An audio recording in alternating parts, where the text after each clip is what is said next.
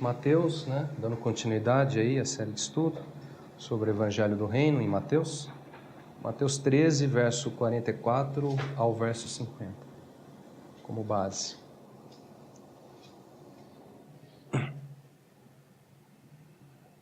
Bem? A palavra do Senhor diz assim: o reino dos céus é semelhante a um tesouro oculto no campo, o qual certo homem, tendo achado, escondeu. E transbordante de alegria, vai, vende tudo o que tem e compra aquele campo. O reino dos céus é também semelhante a um que negocia e procura boas pérolas. E tendo achado uma pérola de grande valor, vende tudo o que possui e a compra. O reino dos céus é ainda semelhante a uma rede que, lançada ao mar, recolhe peixes de toda espécie. E quando já está cheia, os pescadores arrastam-na para a praia e, assentados, escolhem os bons para os cestos e os ruins deitam fora. Assim será na consumação do século. Sairão os anjos e separarão os maus dentre os justos, e os lançarão na fornalha acesa. Ali haverá choro e ranger de dentes. Vamos orar mais uma vez? Senhor, nós agradecemos e louvamos o Teu nome por mais uma vez. Temos esse privilégio de nos debruçarmos diante da Tua palavra, Senhor. Obrigado por estarmos aqui reunidos em Teu nome, para ouvir a Tua voz, para buscar a face do Senhor, para aprender de Ti, Senhor, os caminhos da salvação. Senhor, em nome de Jesus, que haja a revelação do Senhor, da parte do Senhor, que o entendimento venha da parte do Senhor, que o Senhor venha nos ensinar nessa noite. Venha interpretar a Tua palavra, Senhor, ao nosso coração. Dá-nos espírito de sabedoria e de entendimento para a revelação dos mistérios da Tua palavra. Abençoa-nos, abençoa a vida de cada um. Obrigado pela vida de cada um, em especial a vida do Robson, que nos visita aqui nesta noite, que ele possa ouvir a Tua voz com clareza. Nós oramos isso em nome de Jesus. Amém. Bom, irmãos, aqui nós temos o quê? 3 parábolas, que estão diretamente ligadas. Observe como cada parábola complementa a outra. Olha só, Jesus diz assim, no verso 44, o reino dos céus é, e aí ele continua falando. Depois, no verso 45, ele diz assim, o reino dos céus é também. E por último, olha só, no verso 47, ele diz assim, o reino dos céus é ainda. Uma parábola complementa a outra. Isso aqui é muito importante, nós percebemos essa questão, como elas estão diretamente ligadas, essas parábolas, porque somente assim a gente consegue realmente entender os riquíssimos mistérios do reino dos céus que estão nessas parábolas. Elas estão ligadas, diretamente ligadas. E isso para nós é importante porque nós precisamos olhar para elas ligadas, diretamente ligadas. Precisamos olhar para elas de uma vez só, de uma maneira só, para a gente poder absorver aquilo que o Senhor estava passando ali para os seus discípulos, os mistérios do reino dos céus. Bom, semana passada nós tivemos aqui tempo para avaliar a primeira dessas 3 parábolas, a parábola do tesouro no campo. Vamos revisar rapidamente antes de entrar da sequência depois daquilo que a gente viu. Segundo a ótica do Evangelho do Reino, nós vimos que o campo aqui nessa parábola é uma figura de quem? Vocês estão lembrados? De Cristo Jesus. O tesouro é uma figura do rico, do incomparável, conhecimento de Jesus, das insondáveis riquezas de Cristo. E o certo homem é uma figura de quem? Do homem ainda no estado de ignorância e inimizade de Deus, um homem estranho ainda a Deus. No Novo Testamento nós podemos ver isso aonde? Em Colossenses, capítulo 1, verso 21, 22 e o capítulo 2, 1 a 3. Textos que falam sobre nós, para nós, sobre outrora estranhos e inimigos no entendimento. E o mistério de Deus em quem todos os tesouros da sabedoria e do conhecimento estão ocultos. Pois bem, juntos este campo, este tesouro, e este certo homem fazem referência a 2 aspectos da obra de redenção. Vocês estão lembrados? 2 aspectos. O primeiro aspecto é o homem estranho caminhando pelo campo de tesouros chamado Cristo. Esse é o primeiro aspecto, o que nós chamamos também de o aspecto objetivo da cruz, o aspecto objetivo da obra de redenção de Cristo Jesus, ou a extensão da graça inclusiva de Deus em Cristo Jesus, o estranho andando por um campo chamado Cristo, um campo de riquezas insondáveis, é a graça, é a extensão da graça inclusiva de Deus. Né? Mesmo, diz o Evangelho, mesmo nós ainda estranhos, mesmo nós ainda em inimizade com Deus, em ignorância diante de Deus, mesmo ainda não buscando a Deus, sequer buscando a Deus, lembram disso lá em Romanos? Não há um sequer que busque, não há um sequer, né? A palavra de Deus diz, mesmo nós ainda num estado assim, o Senhor, por sua graça, nos inclui e nos permite andar por um campo de tesouros ocultos, chamado Cristo. Isso é a maravilhosa graça. Isso é a graça transbordante, a graça rica do Senhor.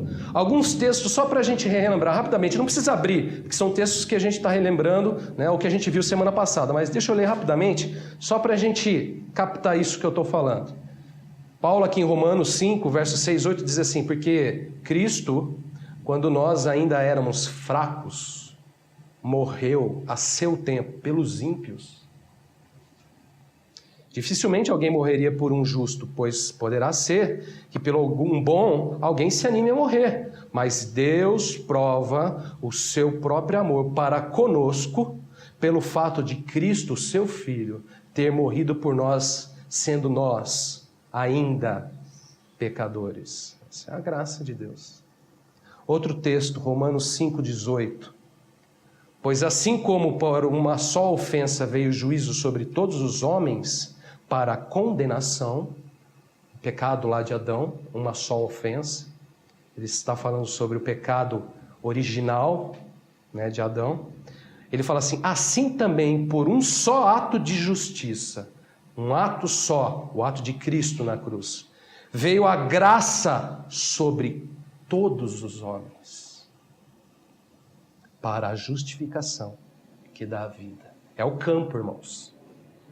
É o campo dos estranhos, onde os estranhos estão andando. Um ato de justiça, veio a graça para todos os homens, para a justificação. Um outro texto. 1 Coríntios capítulo 1, verso 4. Sempre dou graças a meu Deus a vosso respeito, a propósito da sua graça, que vos foi dada, olha só essa expressão, em Cristo Jesus. Olha o campo. A graça de Deus nos foi dada em Cristo. Um outro texto. 1 João capítulo 2, verso 2. E ele é a propiciação pelos nossos pecados, e não somente pelos nossos próprios, mas ainda pelos do mundo inteiro. Jesus é a propiciação, o ato de propiciação em Deus, o ato de justificação, de redenção, né, de remissão de pecados, o sacrifício de remissão de pecados, pelos pecados não só nossos, porque ele está falando à igreja, daqueles que já têm o conhecimento de Cristo, mas ele inclui os pecados do mundo inteiro. Os estranhos, irmãos, os inimigos, os que estão em inimizade de Deus, né? Os que não buscam a Deus, todos foram incluídos neste plano de redenção chamado Cristo Jesus. Bom, esse é o primeiro aspecto. O segundo aspecto, ainda revisando, é o homem estranho decidindo agir para tomar o campo para si, para tomar dos tesouros desse campo, e assim já não ser mais um estranho naquele campo. Estão lembrados, né? Isso é o que nós chamamos de o aspecto subjetivo da cruz, onde o homem passa a ter uma participação com a obra de redenção, onde ele entra ativo nessa obra, onde ele decide tomar decisões para fazer parte desse campo. Até o momento, ele é um estranho, ele foi incluso naquele campo, ele anda por aquele campo de graça maravilhoso, mas ele ainda é um estranho. Mas a graça, ela é inclusiva, porque ela permite que o homem tome decisões e faça parte daquele campo, para que ele não seja mais visto como um estranho daquele campo, né? Isso é o que nós podemos chamar, irmãos, de tomar a cruz, de seguir o caminho apertado, o famoso, como nós vimos semana passada, perder para achar, perder para ganhar. Ainda revisando, não precisa abrir, né? Jesus disse aqui em Mateus 16, verso 24 e 25. Então disse Jesus aos seus discípulos: se alguém quer vir após mim, assim mesmo se negue, tome a cruz e siga. Porquanto quem quiser salvar a sua vida, perdê-la-á. E quem perder a vida por minha causa, achá-la-á. Esse é o segundo aspecto da obra de redenção. É quando o homem lá vai, vende tudo e toma o campo para si. Esse é o segundo aspecto da redenção.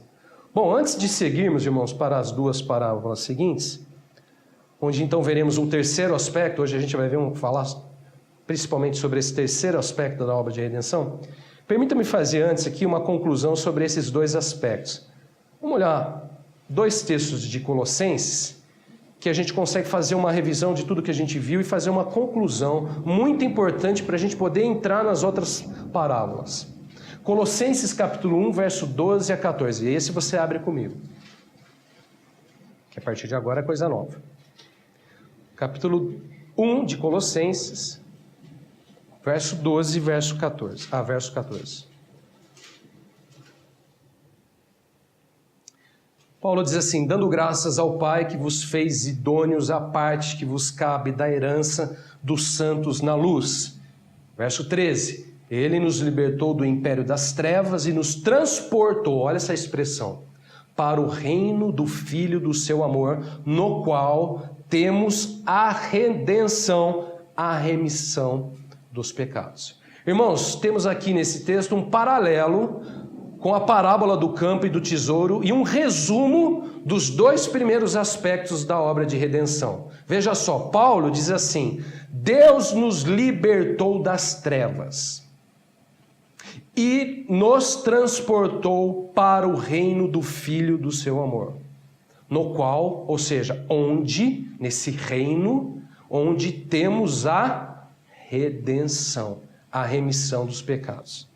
E ele diz também: Deus faz de nós idôneos, aptos, para a parte que nos cabe da herança dos santos.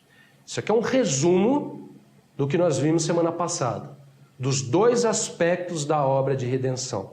Observe só, quando olhamos para a parábola do campo, vemos exatamente esse quadro. Deus libertando o homem das trevas, da escuridão, da ignorância. Aonde nós vemos isso? Estão lembrados? Há tesouros ali, por onde ele anda naquele campo. Mas os tesouros são para ele, a princípio, o quê? Ocultos. Os seus olhos não enxergam. Ele não consegue ver. Ele não consegue notar. Há tesouros ali naquele campo. Mas ele passa por aquele campo sem enxergar os tesouros. É oculto. É assim que os tesouros são, chamados dentro daquela parábola. Irmãos, isso aqui é uma referência do homem andando nas trevas, do homem andando sem a falta do conhecimento, da sabedoria, do reino do Filho de Deus, sem a luz do Evangelho. O homem não enxerga as riquezas de Cristo, o homem não enxerga a graça, a misericórdia. Ele pode estar andando ali, mas são ocultos. Bom, então o que acontece? Graciosamente o homem passa a ver, o homem passa a enxergar, o homem acha o tesouro, o homem encontra com aquele tesouro. Isso é graça, isso é favor imerecido. Isso é uma referência ao quê? Ao libertar do império das trevas, irmãos. O que Paulo fala aqui, que ele nos libertou do império das trevas. A partir do momento que Deus abre os nossos olhos, nos dá entendimento e conhecimento da luz que há em Cristo, do reino dos céus, irmãos, Deus nos libertou do império das trevas. Agora, olha só, ele fala não só isso, que Deus não simplesmente nos libertou das trevas, mas também nos transportou para o reino do Filho. Onde a gente vê isso na parábola? Deus transportando o homem para o reino do Filho. Nós vemos que esse homem está ali andando por um campo, chamado de Cristo. Ele é o campo, e esse campo é um campo de redenção. Ali naquele campo, irmãos, chamado Jesus, o homem a princípio é um estranho, certo? A princípio ele não é identificado, e ele não faz parte daquele campo. Ele ali Ele não é parte daquele campo. Depois só que ele compra o campo que ele faz parte. Então, irmãos, este homem decidindo tomar o campo para si, passa por uma transformação. Que transformação é essa? O que acontece com ele? Ele deixa de ser estranho, passando a fazer o quê? Parte do campo. Irmãos, isso é uma referência a esta obra de redenção em Cristo Jesus, onde Deus nos transportou para o reino do Filho de Jesus. Ali a gente vê o homem passando do estranho para a parte do campo. A graça de Deus, a misericórdia de Deus, fazendo com que um homem estranho, inimigo, na ignorância, nas trevas, passasse a fazer parte daquele reino, daquele campo. Isso é uma referência à obra da graça. E terceiro, Deus fazendo o homem apto para a herança dos santos. Isso aqui é interessante. O homem nesse campo, encontra dos seus tesouros, então os toma para si, certo? Como que ele faz isso? Vendendo tudo o que tinha e comprando o campo. Eis aqui, irmãos, uma referência ao trabalhar da cruz, ao caminho apertado, ao seguir a Cristo. É por meio desse trabalhar, irmãos, que nós somos feitos, como diz Paulo aí, em Colossenses, idôneos à herança que nos cabe nos santos. Deus nos faz apto à herança, aqueles tesouros, as riquezas insondáveis de Cristo, Deus nos faz aptos a eles. Foi vendendo tudo e comprando o campo que Deus trabalhou na vida daquele homem, trabalhava na vida daquele homem, para que ele pudesse ter herança, aquela herança, a herança de Cristo. É dessa forma, irmãos, que nós nos tornamos herdeiros das insondáveis riquezas de Cristo. Pois bem, olha só, temos aqui então, nesse texto, Cristo é um campo de redenção, e um campo de riquezas, um campo da herança dos santos. Agora olha só, veja só, abre esse texto aqui também, Colossenses.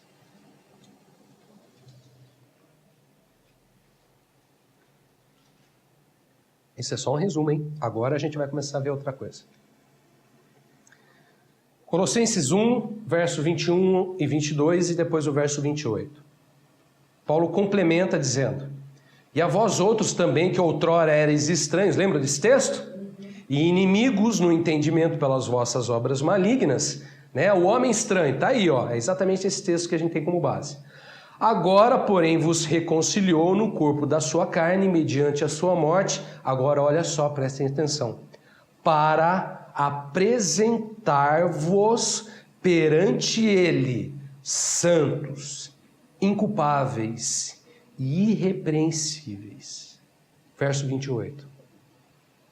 O qual nós anunciamos, advertindo a todo homem, ensinando a todo homem em toda sabedoria, a fim de que apresentemo-nos todo homem perfeito em Cristo. Guardem isto, irmãos. Olha só, Deus, mediante a morte do seu Filho Jesus, nos reconciliou, nos libertou das trevas, nos transportou para o reino do Filho. Agora veja só, tem um para nessa história. Para apresentar-nos perante Ele santos, inculpáveis e irrepreensíveis. Para apresentar todo homem perfeito em Cristo. Irmãos, eis aqui o terceiro aspecto da obra de redenção. Esse é o terceiro. O que nós podemos chamar de o alvo, o objetivo, o propósito da cruz, irmãos. E também a herança de Deus. A cruz tem um objetivo, a redenção, toda a obra de redenção realizada por Cristo, ela tem um objetivo, tem um para quê. Tem um alvo. Vamos entender esse aspecto. Agora a gente vai lá para Mateus. Agora a gente entra lá.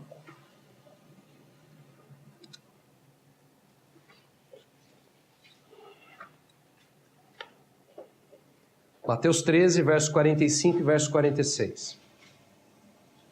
Jesus diz: o reino dos céus é também semelhante a um que negocia e procura boas pérolas.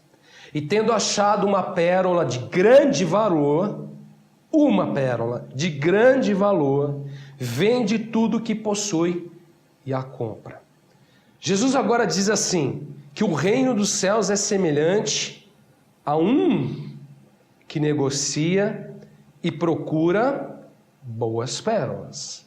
Tendo este que negocia achado uma pérola de grande valor, vende tudo o que possui e a compra. Sem demora eu pergunto, quem é este, irmãos, que procura, que busca, que negocia boas pérolas? Será que, novamente, nós estamos falando aqui do homem? Aquele que estava em trevas, mas foi transformado, foi redimido? Aquele que era estranho, mas adquiriu uma herança nos santos?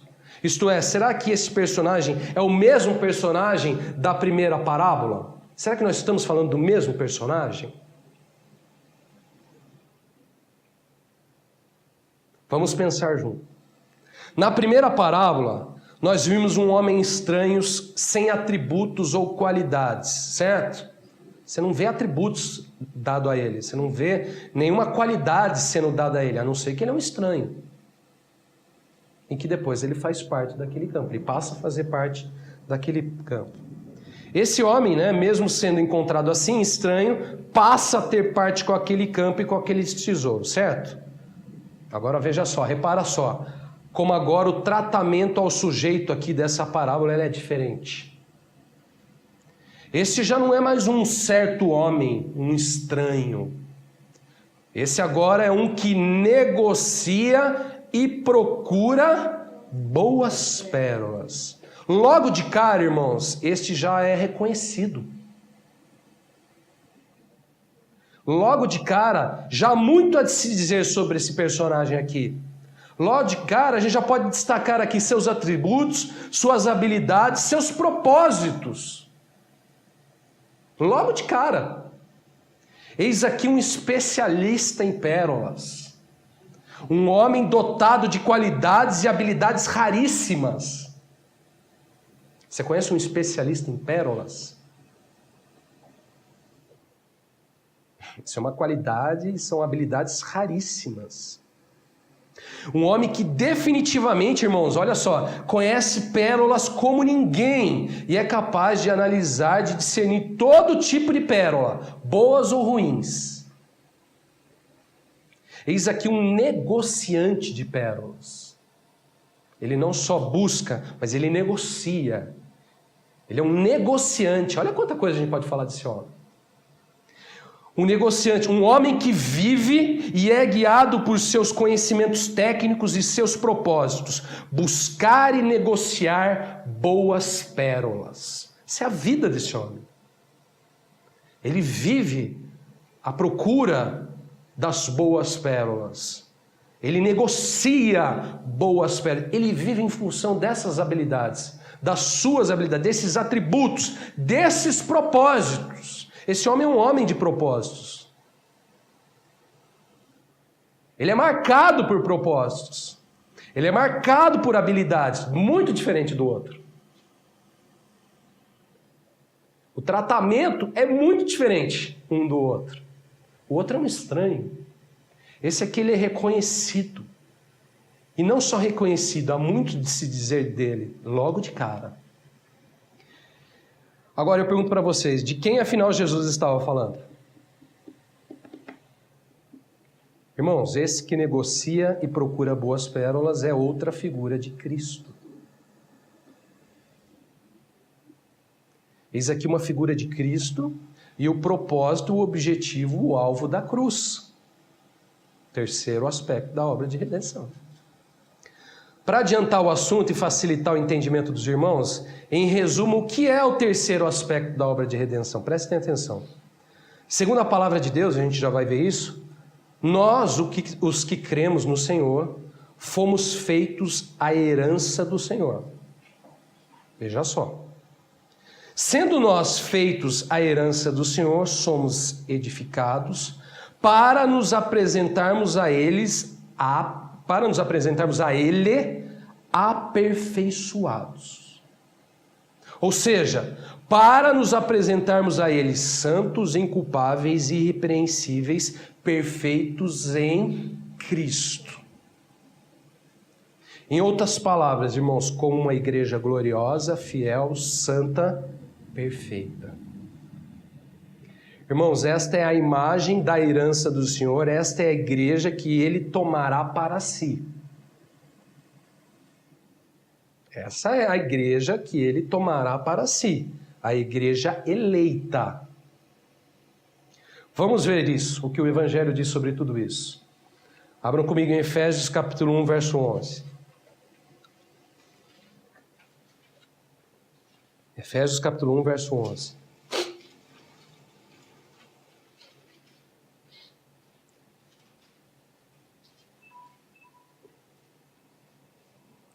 Nele digo, no qual fomos também feitos herança, predestinados segundo o propósito daquele que faz todas as coisas conforme o conselho da sua vontade. Irmãos, segundo o Evangelho, fomos feitos herança. Agora o papo não é a nossa herança, irmãos. Nós não estamos mais falando da nossa herança, como é o caso da parábola passada, dele entrar no campo, ele fazer parte do campo, ele tomar o campo para si. Lá, aquele é um campo de herança, ele tomando o campo, as insondáveis riquezas de Cristo. Aqui a gente já não está falando mais sobre a nossa herança. Nós aqui estamos falando de sermos feitos herança. O aspecto aqui é diferente. A perspectiva aqui é outra, completamente diferente. Aqui nós estamos falando, irmãos, do segundo o propósito daquele. Olha só, nós estamos falando aqui do conselho da sua vontade. Há uma vontade dele nessa história toda. E aí, então, olha só, eu posso perguntar para vocês. Uma vez feitos herança, fomos predestinados, como diz o texto aí, segundo o propósito. Que propósito é esse? Efésios capítulo 4, verso 11 ao verso 13.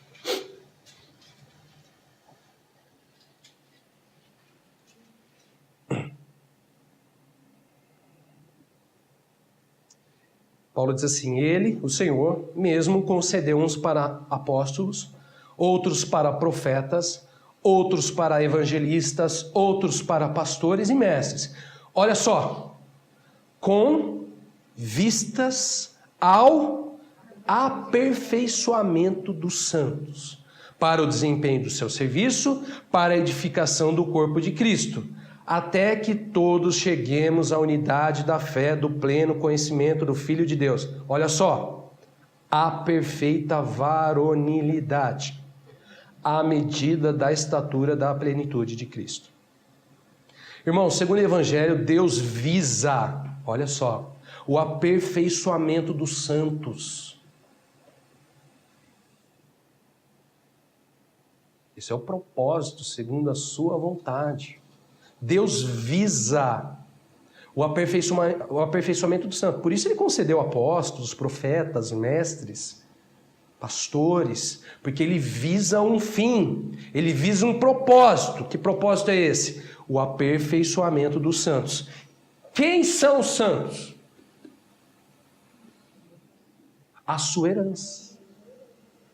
Nós fomos feitos a sua herança, irmãos. Ele quer uma herança aperfeiçoada.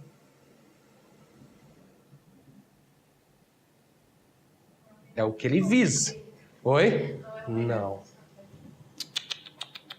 Não é mesmo. Irmãos, Deus visa o aperfeiçoamento dos santos, a sua herança, como verdadeiras boas pérolas. Somos edificados pelo Senhor até a perfeita varonilidade, à medida da estatura de Cristo. Vocês sabiam disso? Esse é o propósito ao qual nós, que fomos feitos herança, somos predestinados. Se você foi feita herança, você foi predestinado a um propósito divino. Que propósito é esse? O aperfeiçoamento dos santos. Esse é sem dúvida o alvo, o objetivo, o propósito que Deus em Cristo almejava na cruz. Isto é, na obra de redenção. Na cruz Deus almejava, visualizava, tinha um objetivo, irmãos. O aperfeiçoamento dos santos. Apresentai-vos perante Ele, santos, inculpáveis, irrepreensíveis, perfeitos em Cristo. Quer mais um texto? Efésios 5, verso 25 ao verso 27. Esse é bem conclusivo.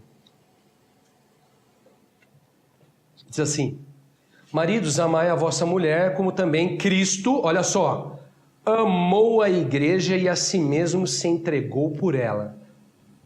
Agora olha só, olha de novo aí, para que a santificasse, tendo purificado por meio da lavagem de água pela palavra.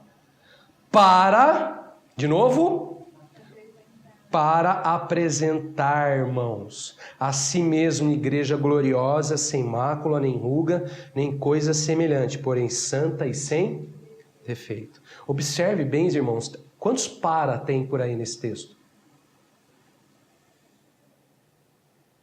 2. E esse para está relacionado ao quê?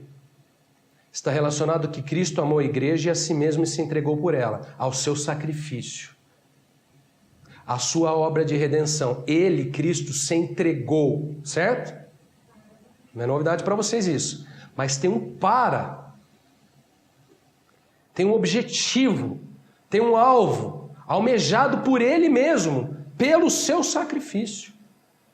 Cristo se entregou na cruz para apresentar, irmãos, para santificar, irmãos, uma igreja gloriosa, sem mácula, nem ruga, nem coisa semelhante, santa e sem defeito.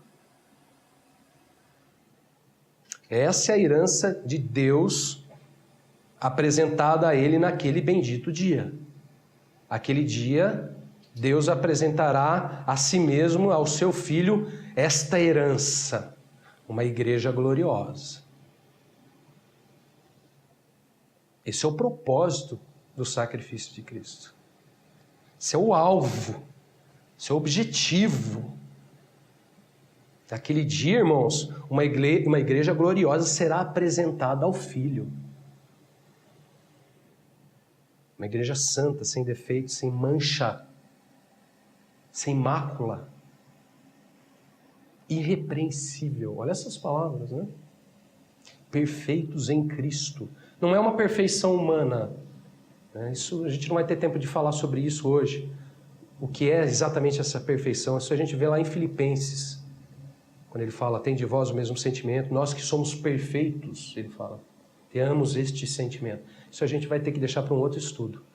Eu só posso dizer para vocês, não é uma perfeição humana, uma perfeição do homem sem erros, né? Sem pecado. João diz, se dissermos que não temos pecado, enganamos a nós mesmos. Não é isso. Essa perfeição, em resumo, é você ser plenamente obediente àquilo, à luz que Deus tem dado a você. É você estar plenamente conformado, conforme a imagem de Cristo, na luz que Deus tem te dado. Mas isso a gente vai poder falar somente um outro dia. O fato é que, irmãos, Deus visa o aperfeiçoamento dos santos e visa apresentar a Ele mesmo uma igreja gloriosa, sem mancha, sem defeito, perfeita em Cristo. Ora, você deve estar se perguntando, né? Bom, mas afinal, onde a figura desse negociante, desse especialista de pérolas se encaixa nessa história? Não é mesmo? Onde que ele aparece nisso tudo aí? Bom, vamos entender então essa faceta do Senhor, irmãos. Muito importante para nós. Muito importante para nós. Eu estou afirmando para vocês, né, que Jesus é o negociante à procura das boas pérolas, certo? Ora, se Jesus é o negociante, quem são as pérolas? Isso é fácil, né? As pérolas são uma figura de todos os homens da raça humana. Veja só, como vimos, né, na parábola passada, todos aos olhos do Senhor pecaram e são encontrados como estranhos, inimigos de Deus, certo? Ou não? Contudo, o que Deus faz? Deus, por sua graça, né, uma graça sem igual, considerou todos aos seus olhos tendo muito valor. Por quê, irmãos? Porque Ele nos incluiu aonde? Em Cristo, porque Deus amou o mundo de tal maneira que deu o seu Filho, né, unigênito, para que todo aquele que nele crê não pereça, mas tenha a vida eterna. Sabe por que, em resumo, o que isso significa? Que Deus deu valor a todo mundo. Deus considerou todo mundo tendo valor. Pérolas.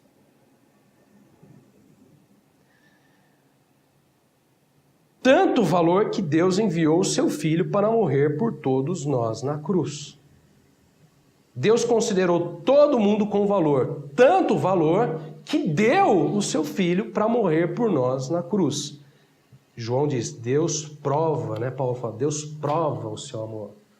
Pelo fato de Cristo ter morrido por nós ainda pecadores. Isso é prova que você tem valor. Prova que nós temos valor. Porque Ele deu o seu Filho para morrer por nós, pecadores. Ou seja, irmãos, tanto valor que Deus nos incluiu, né, a todos nós em um plano de redenção, que é Cristo e sua obra da cruz. Deus faz algo por nós que nós mesmos não poderíamos fazer, sendo pecadores, inimigos, estranhos. Ele nos inclui num plano de redenção, todos nós. Jesus é a propiciação pelos pecados do mundo inteiro. Queira ou não, crendo ou não, aceitando ou não, Ele incluiu a todos nesse plano, todos. Os que creem, os que não creem, e assim por diante. Irmãos, todos nós somos como pérolas aos olhos do Senhor. Isso porque todos nós, como pérolas, somos oriundos de uma essência insignificante, o pó. Todos nós estranhos, inimigos, pecadores, fracos, que incluídas em uma ostra divina, que é Cristo, podem ser aperfeiçoados, transformados em uma pérola de grande valor.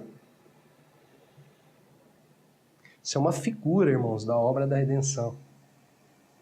Ou seja, irmãos, todos nós, como pérolas em Cristo Jesus, fomos incluídos em uma obra divina de redenção, de salvação. Querendo ou não, crendo ou não, fomos.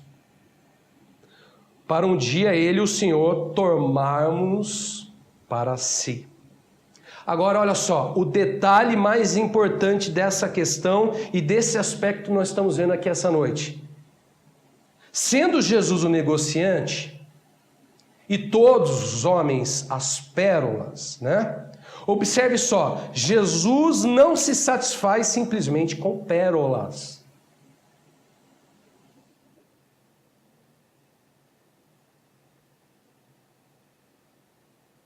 Embora todos tenham valor, embora todos são pérolas, eu vou dizer para você, Ele não se satisfaz simplesmente com pérolas.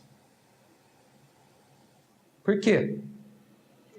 Jesus quer as boas pérolas para si. Essas são as que Ele busca, que Ele procura, as que Ele negocia e toma para si. Bom, irmãos, eu não sou especialista em pérolas. Tem um especialista em pérolas. Mas vocês sabem o que é uma boa pérola? Uma pérola mesmo. Você sabe o que é uma boa pérola? Segundo conhecimentos gerais, boas pérolas são aquelas que têm as medidas perfeitas, uma estatura perfeita, um diâmetro perfeito. Há pérolas bem pequenininhas. E há pérolas que têm tamanhos perfeitos, que são boas, que fazem boas joias, tal. Há estaturas perfeitas para as pérolas. Mas elas não têm somente estaturas perfeitas, tamanhos, medidas perfeitas. Em si não há nenhuma imperfeição, manchas ou orifícios. Essas são as boas pérolas. Há pérolas manchadas, há pérolas que vêm com orifícios, pequenos furos. Todos são pérolas, mas tem boas pérolas e pérolas não tão boas assim. Irmãos, eis aqui o terceiro aspecto da obra de redenção. Jesus entregou a si mesmo, sabe para quê? Para apresentar, para tomar para si uma pérola de grande valor. Uma pérola de grande valor. Uma pérola santa, sem mancha, de perfeita estatura. A igreja gloriosa, santa, imaculada, perfeita. O fato aqui é o seguinte, irmãos, a figura da pérola ela é perfeita, pois mesmo tendo todas as pérolas o seu valor, todas as pérolas têm o seu valor, mas mesmo todas tendo o seu valor, ainda assim, entre as pérolas, há boas pérolas e pérolas não tão boas assim. E esse discernimento, essa habilidade de discernir isso, só tem um que tem.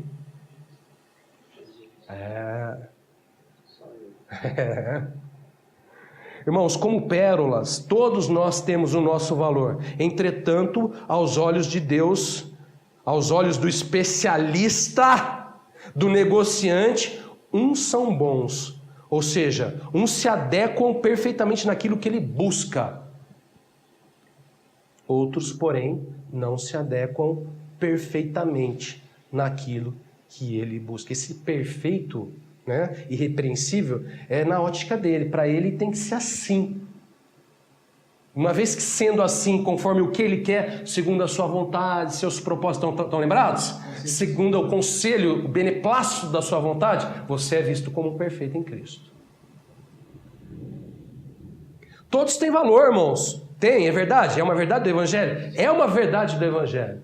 Tanto tem valor que ele entregou o seu filho para morrer por todos. Isso é a prova que ele está dizendo. Todos têm valor. Entretanto, mesmo entre todos que têm valor, há as boas pérolas. E as pérolas que não são tão boas assim, aos olhos do Senhor. Isso é uma verdade do Evangelho, irmãos. É um aspecto fundamental no Evangelho. Fundamental. Definitivamente, as boas pérolas aqui são uma figura da igreja gloriosa, da noiva do Cordeiro, da herança do Senhor nos santos. A gente não costuma falar sobre essas coisas, né? A gente gosta de falar da nossa herança, né? A nossa herança. Mas o Evangelho que diz sobre a nossa herança é o mesmo que diz sobre a herança do Senhor nos santos. E esse aspecto, irmão, é mais importante do que a nossa herança. É mais importante isso. Aquele cujo Senhor definitivamente depositou o seu interesse, aquele cujo Senhor realmente busca, aquela cujo Senhor de fato faz negócio e tomará para si a herança do Senhor. Bom, sobre esse fazer o negócio, um detalhe muito importante. Jesus disse assim, assim como o personagem da primeira parábola, esse aqui também, ao encontrar o seu tesouro, né, a sua grande pérola de valor, a pérola de grande valor, esse personagem aqui também vai, vende tudo que possui e a compra, certo? Algo semelhante aqui, acontecendo com os dois personagens, o primeiro, da primeira parábola, e do segundo. Mateus, volta lá para Mateus, né? Jesus disse assim, verso 45 e 46, o reino dos céus é também semelhante a um que negocia e procura boas pérolas. Tendo achado uma pérola de grande valor, vende tudo que possui e a compra. Bom, qual que é a diferença entre os dois personagens? Os dois vão e vendem tudo, certo? Um compra o campo lá dos tesouros e o outro vai lá, vende tudo e compra o quê? Aquela grande pérola de valor para ele. Mas qual que é a diferença entre os dois personagens? A diferença, irmãos, é que na primeira parábola, este que vende e compra tudo, está relacionado ao tomar da cruz. Lembra? Ao tomar posse da cruz, ao tomar o caminho da cruz, ao tomar a cruz para si. Nesta parábola aqui, nessa segunda parábola, esse vende compra é uma referência ao alto preço pago por Cristo na cruz, por sua igreja, irmãos. Cristo amou a sua igreja e entregou a si mesmo por ela para apresentar igreja gloriosa, sem mancha, sem defeito. É uma referência ao preço pago por Cristo na cruz, pela igreja. Pela igreja, Jesus se esvaziou, tomou forma de servo, derramou o seu sangue. Pela igreja, a igreja gloriosa, Cristo a si mesmo se entregou a sua própria vida. Tem preço maior que isso? Tudo o que possuía, irmãos, para obter uma grande pérola.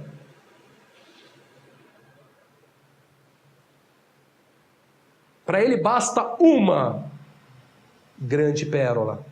Basta, tanto que ele entregou tudo que ele tinha por essa grande pérola.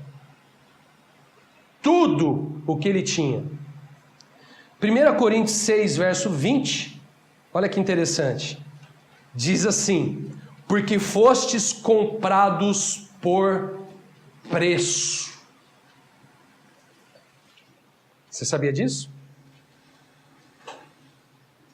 Fostes comprados por preço.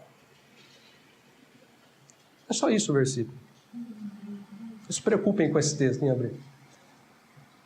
Diz assim: porque fostes comprados por preço. Bom, irmãos, a questão aqui é o seguinte: tudo aqui está relacionado a este aperfeiçoamento, a esta transformação em boas pérolas, em igreja gloriosa, né? Tudo isso está relacionado, irmãos, a este alto preço pago por Jesus. Tudo em relação a essa obra, esse aspecto da igreja gloriosa, esta boa pérola, está relacionado a um alto preço pago por Cristo. Tudo está relacionado. Os três aspectos estão relacionados ao alto preço pago por Cristo. É por isso que ele termina essa parábola falando sobre isso. Essa parábola ela é finalizada falando sobre esse preço, sobre esse valor pago. Por quê, irmãos? Porque tudo está relacionado a este preço pago por Cristo. Tudo. Se a gente prestar atenção, tudo começa com Ele, com a sua graça, e termina com Ele, com a sua graça, sobre a obra da cruz. Nós estamos falando aqui sobre a obra de cruz, é do começo ao fim.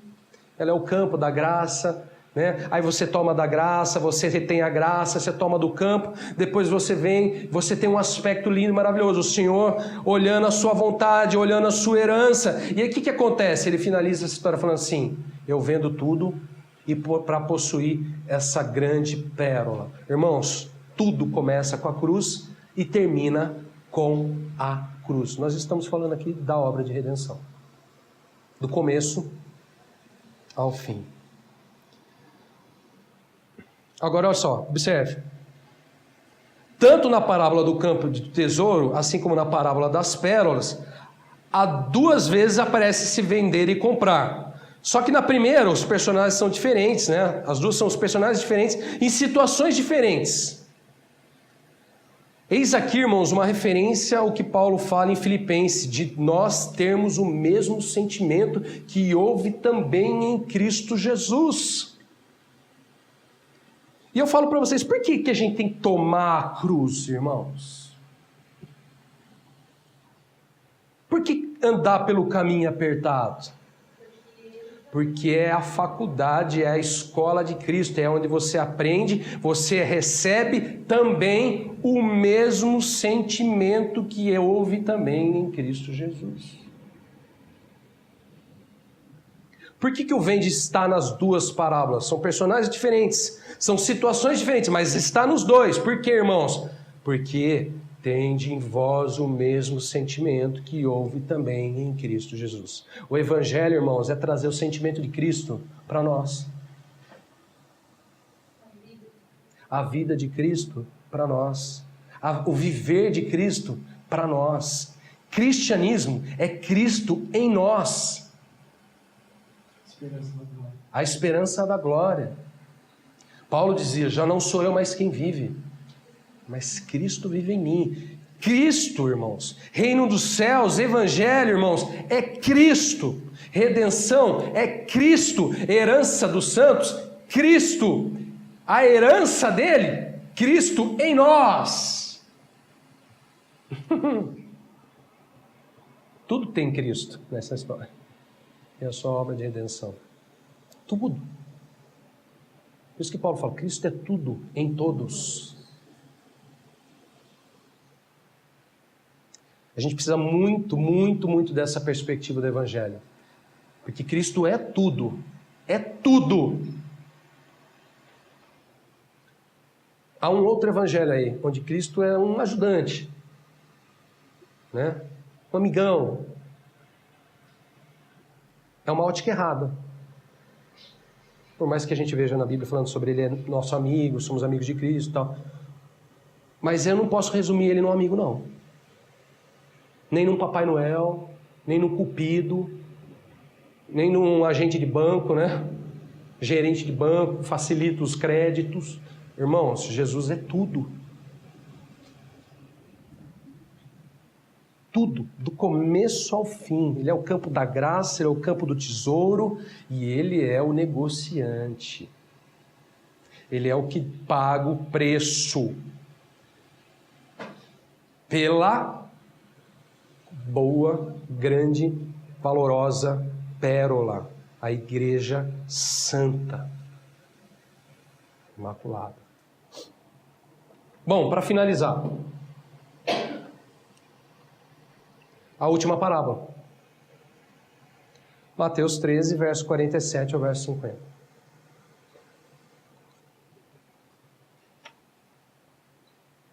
Irmãos, sobre esse assunto, evidentemente, há muito de se dizer. Essas parábolas, elas nos dão um panorama disso só. Um panorama só, uma perspectiva da obra de redenção. A gente traz textos aqui para elucidar, né, para a gente esclarecer os assuntos. Mas, evidentemente, não dá para falar nem 10% do que isso significa. Mas, para finalizar, veja só. Mateus, Jesus diz assim: o reino dos céus é ainda semelhante a uma rede que, lançada ao mar, recolhe peixes de toda espécie. E quando já está cheia, os pescadores arrastam-na para a praia assentados escolhem os bons para os cestos e os ruins deitam fora. Assim será na consumação do século. Sairão os anjos e separarão os maus dentre os justos e os lançarão na fornalha acesa. Ali haverá choro e ranger de dentes. Irmãos, Jesus aqui nessa última parábola, ele de certa forma ele resume e ele condensa tudo que nós vimos aqui nas duas primeiras parábolas. Tudo que nós vimos até agora, ele condensa, ele resume, como que dando uma conclusão de tudo que ele falou. Ou seja, aqui nós vemos os 3 aspectos da obra de redenção juntos, concluídos, resumidos. O primeiro, a graça inclusiva. O segundo, tomar a cruz ou reter a graça. E o terceiro, que agora eu vou chamar, né, de a eleição da graça. Esse é um termo que está em Romanos capítulo 11, verso 5. Depois você pode ver em casa. É um termo bíblico, a eleição da graça. Paulo em Romanos lá, falando dos judeus, ele fala, os remanescentes sobreviverão segundo a eleição da graça. Ele estava falando de judeus, mas a eleição da graça é um aspecto que envolve todos diante da obra de redenção, inclusive os judeus. Todos pecaram, lembra disso? Não há um justo sequer, não há judeu, não há circunciso, incircunciso. Ele estava incluindo os judeus a todos dentro desse aspecto chamado eleição da graça. Depois você olha em casa se quiser, Romanos 11, verso 5. Bom, veja só, Jesus diz aqui que o reino dos céus é ainda semelhante a uma rede que, lançada ao mar, recolhe peixes, olha só essa expressão, de toda espécie. Irmãos, nós estamos falando do reino dos céus. O reino dos céus, peixes de todas as espécies. É uma rede lançada ao mar que recolhe peixes de todas as espécies. Irmãos, o que nós temos aqui? O primeiro aspecto da obra de redenção. A extensão da graça. A graça inclusiva, João 3,16. Porque Deus amou o mundo que deu o seu Filho, né, para que aquele que nele crê não pereça, mas tenha a vida eterna. Nós estamos vendo aqui a obra inclusiva de Deus em Cristo Jesus, a obra da cruz, onde Cristo é a propiciação pelos pecados do mundo inteiro, todas sortes de espécies. Aos olhos do Senhor, irmãos, o reino dos céus é como uma rede lançada ao mar que recolhe, que inclui, que acolhe, que engloba todas sortes de espécies de peixes.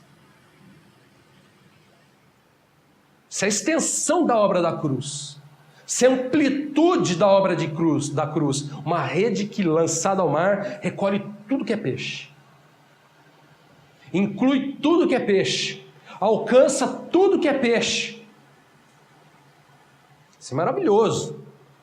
Se não fosse assim, irmãos, onde nós estaríamos, né?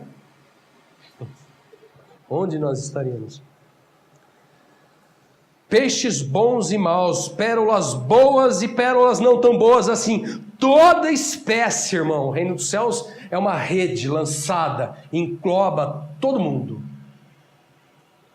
Esse é o primeiro aspecto da obra da cruz. Na cruz, os pecados de todos, bons e maus, foram contados.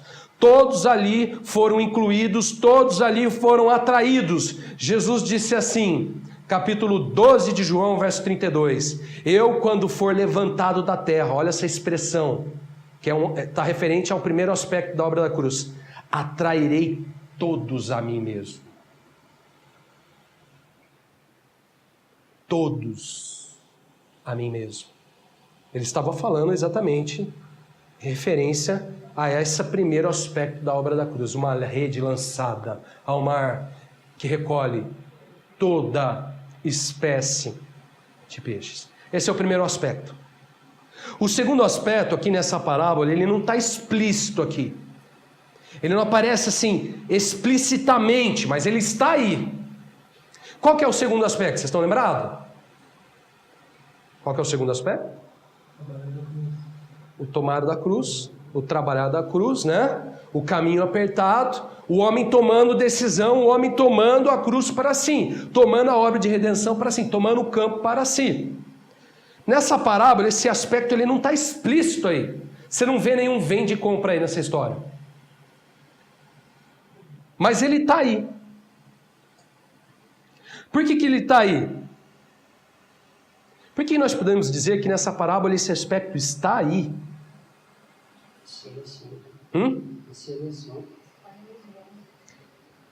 Pode falar.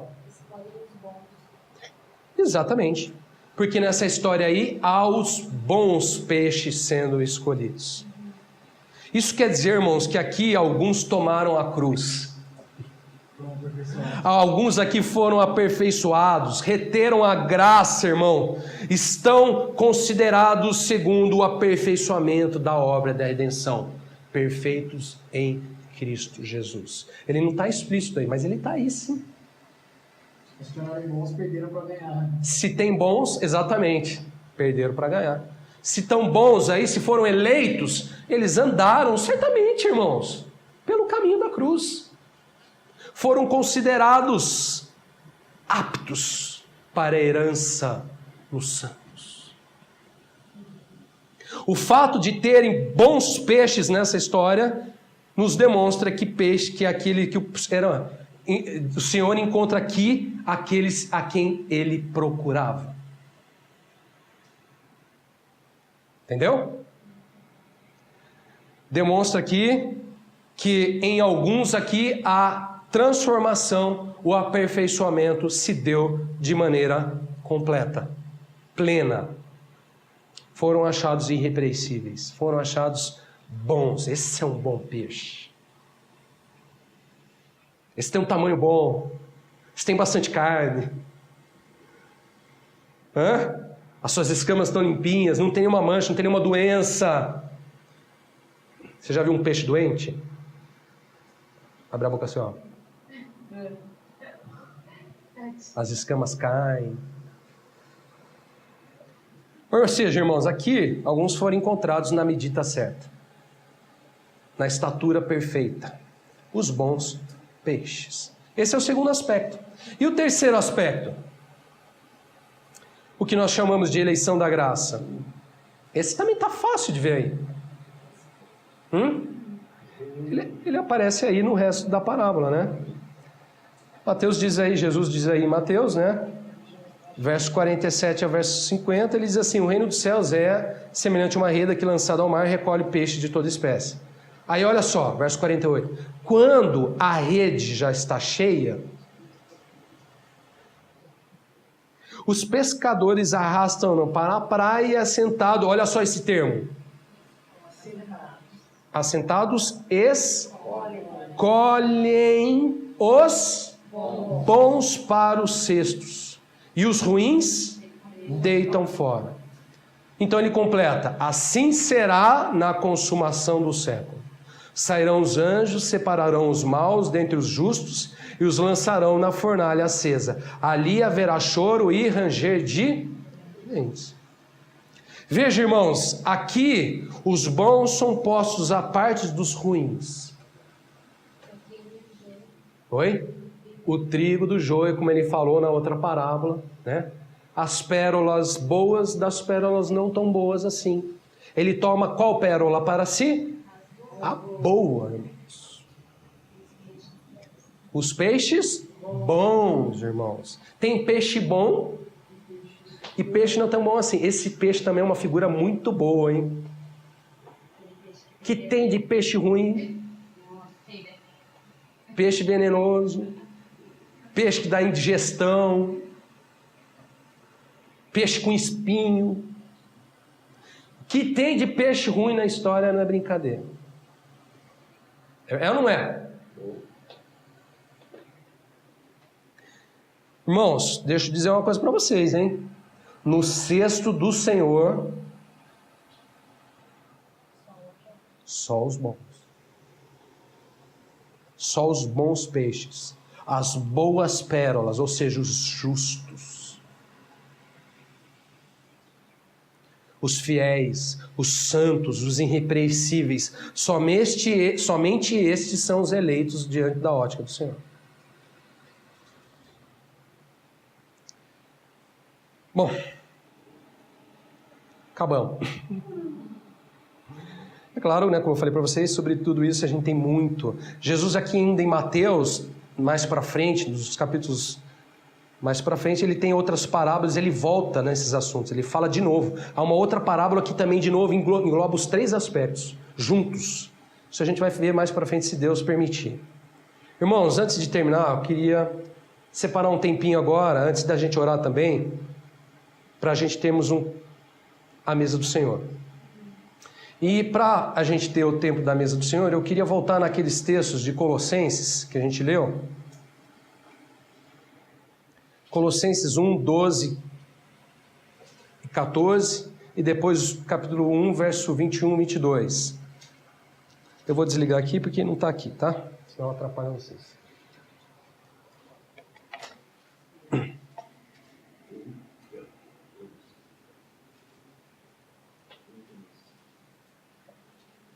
E eu já vou pedir, se alguém puder já servir os... Oi? O quê? Não precisa. Eu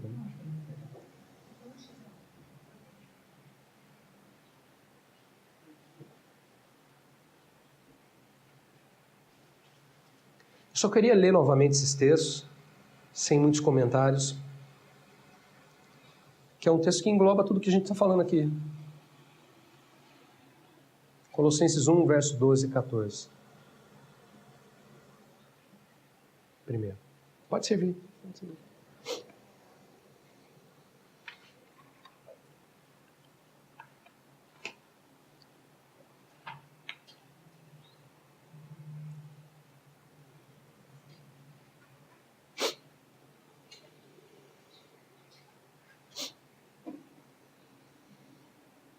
como hoje é dia da mesa do Senhor também, quero aproveitar esse texto tão rico. Paulo conseguiu condensar aqui toda a obra da redenção. E aproveitando que hoje é dia da mesa do Senhor, nada melhor do que esse texto, porque a mesa do Senhor, ela é um memorial à obra de redenção. É um memorial, nós fazemos memória desta tão grande salvação em Cristo Jesus. Tão grande salvação. Onde Cristo ele é e a sua obra, eles são tudo. Cristo é tudo. Eu queria ler rapidamente. Colossenses 1,12 diz assim: dando graças ao Pai que vos fez idôneos à parte que vos cabe da herança dos santos na luz. Nos libertou do império das trevas e nos transportou para o reino do Filho do seu amor, no qual temos a redenção e a remissão dos pecados. Agora verso 21 e 22. E a vós outros também, que outrora eres estranhos, inimigos no entendimento, pelas vossas obras malignas, agora, porém, vos reconciliou no corpo da sua carne mediante a sua morte, para apresentar-vos perante ele santos, inculpáveis e irrepreensíveis. Agora verso 28. O qual nós anunciamos, advertindo a todo homem, ensinando a todo homem toda a sabedoria, a fim de que apresentemos todo homem perfeito em Cristo. Como nós vimos hoje, esses textos, eles resumem bem toda a obra da redenção, toda a obra da graça do Senhor. Eu queria destacar aqui simplesmente como é grandioso os propósitos de Deus.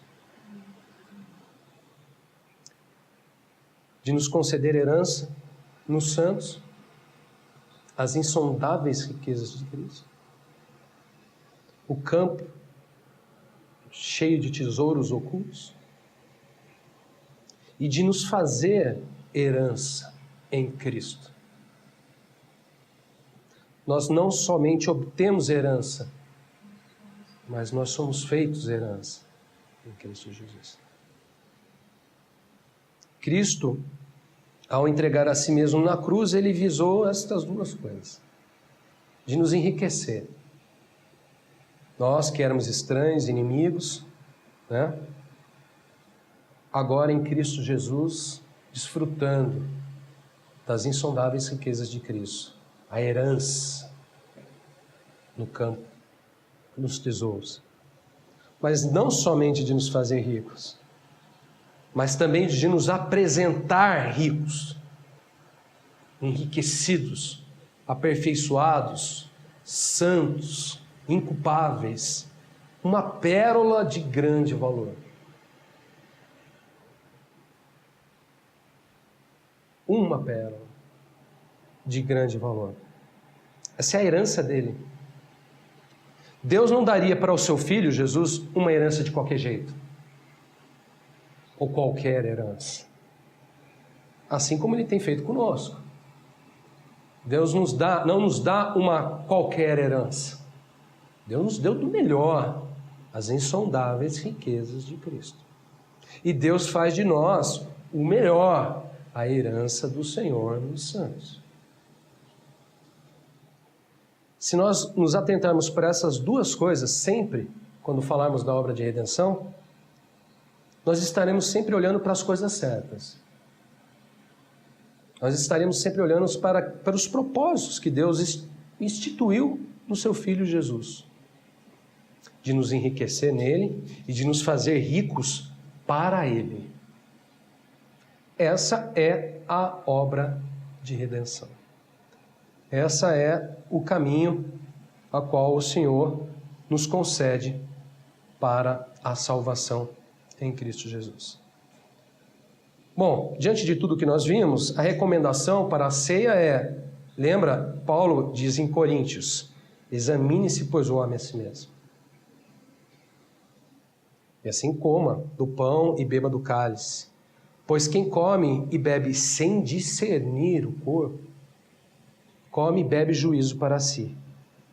Eis a razão porque há entre vós muitos fracos e doentes e não poucos os que dormem. Nós precisamos, diante da obra da cruz, diante da palavra de Deus, diante do que o Senhor tem nos ensinado, nos examinar a nós mesmos. Porque nós precisamos discernir o corpo. Como nós precisamos discernir o corpo. Como nós precisamos discernir esta tão grande salvação. Como nós precisamos discernir, né, esses propósitos que nos foram dados, feitos em Cristo Jesus. No corpo da sua carne. Ali, no seu sangue. Na sua carne que foi cortada, foi rasgada, foi entregue. Nós precisamos nos examinar diante de tudo isso. Diante de tudo isso, da graça inclusiva, da graça retida, do tomar a cruz, e não só disso, do aperfeiçoamento dos irmãos, em Cristo Jesus. Nós precisamos nos examinar, precisamos discernir a nós mesmos diante de tudo isso. Isso é uma recomendação bíblica para a obra da cruz. Bom, e Paulo diz assim, 1 Coríntios 11, verso 23 e 24, porque eu recebi do Senhor o que também vos entreguei, que o Senhor Jesus, na noite que foi traído, tomou o pão e, tendo dado graças, partiu e disse, isso é o meu corpo que é dado por vós. Fazei isto em memória de mim.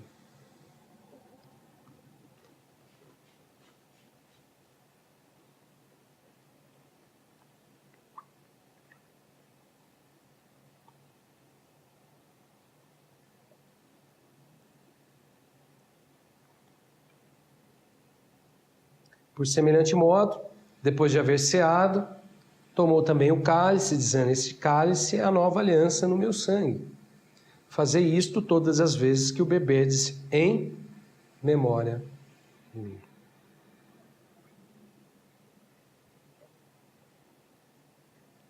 Senhor, nós agradecemos pela palavra do Senhor tão rica.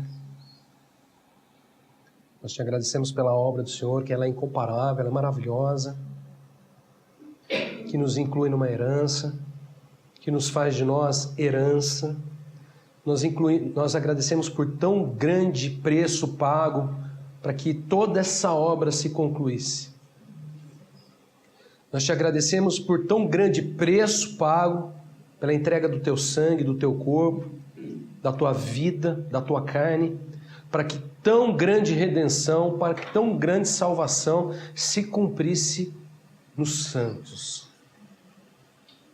O Senhor nos ajude a discernir todas as coisas, nos ajude a examinar a nós mesmos diante de todas as coisas, diante de tão grande salvação, diante de tão grande obra. Obrigado pela palavra do Senhor que nos enriquece. Obrigado por esse transportar para o Filho, para o reino do Filho. Obrigado pela libertação das trevas, do império das trevas.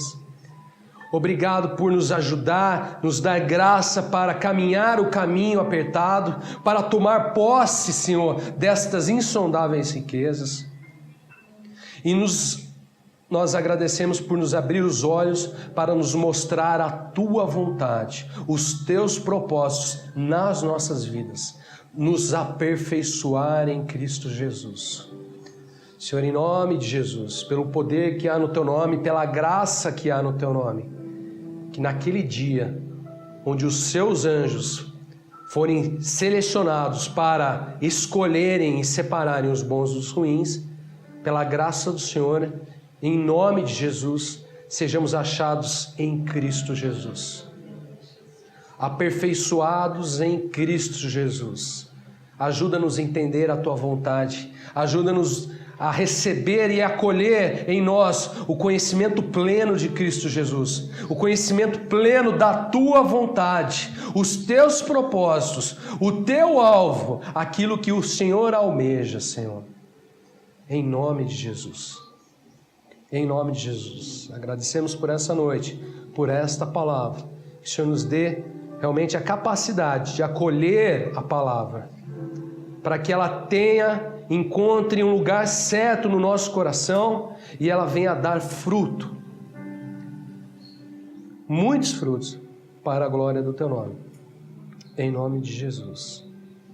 Amém. Amém.